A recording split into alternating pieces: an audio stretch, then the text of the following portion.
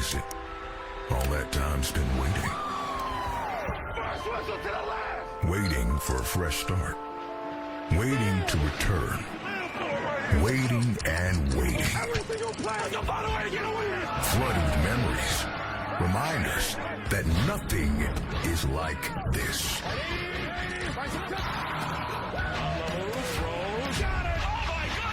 The wait is over. Here's everything you wanted. Did you miss him? Brock Purdy and the Niners were an overtime away from the Super Bowl ring 6 months ago. San Francisco is loaded once again and ready to make another run at the Lombardi. Meanwhile, no one had more passing touchdowns over the final 6 weeks of last season than Derek Carr. The veteran quarterback is entering his second season in black and gold. It's an NFC tune-up at Levi's Stadium as the Saints meet the reigning NFC champion 49ers in week 2 of the preseason on Fox. And we are here in beautiful Santa Clara for our first broadcast of the season. And if you didn't know, we'll have the league's final game too.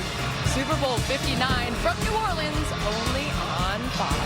Welcome inside, everyone. Charissa Thompson here with a guy who might have just got off the runway. And I don't mean the plane type. I mean the model that is Julian Edelman. You're looking great. My partner on Fox NFL Kickoff and the hometown kid. You grew up just 5 minutes away from here, Jules. Feels good to be back? Exciting. I mean, 49er faithful came out. It's beautiful out. Bay Area day. I love it. Well, all of the conversation around this 49ers team over the last few weeks, Jules, of course, has been the holdout and the hold-in with Trent Williams and Brandon Ayuk. So let's talk about Brandon for a second.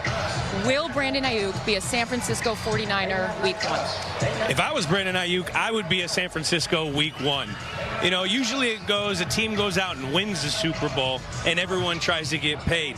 They haven't won a Super Bowl yet, but everyone is trying to get paid. So if they can have the mental toughness, which means having the ability to do what's best for the team when it's not necessarily best for you, I'm just telling you, there is a jackpot at the end of the rainbow. Yeah. That is a huge payday if they go out and get it done. And you know that all too well, but for them, you mentioned not getting that pot of gold at the end of the rainbow, but man, have they been close.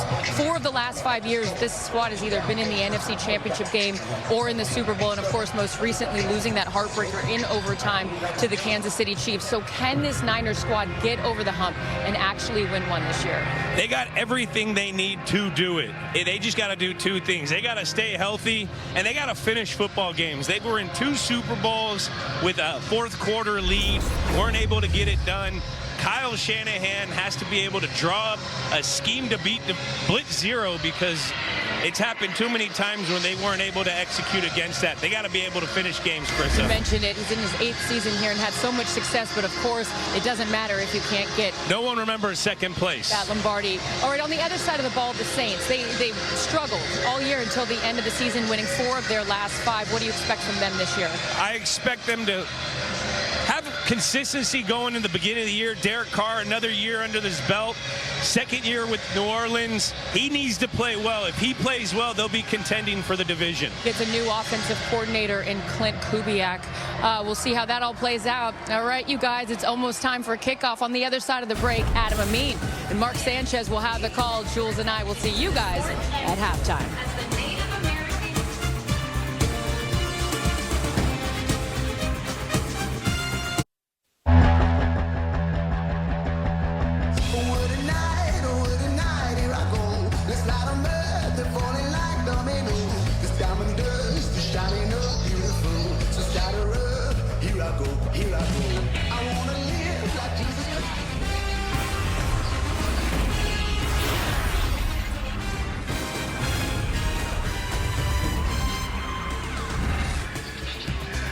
Mark your calendars. We're 175 days away from Super Bowl 59 right here on Fox. And we started all up in the Bay Area as the reigning NFC champion San Francisco 49ers welcome in the New Orleans Saints for preseason game number 2. We're so glad that you and us are together. Adam Amin, Mark Sanchez, Christina Pick is down on the field. We're so happy to have some football back.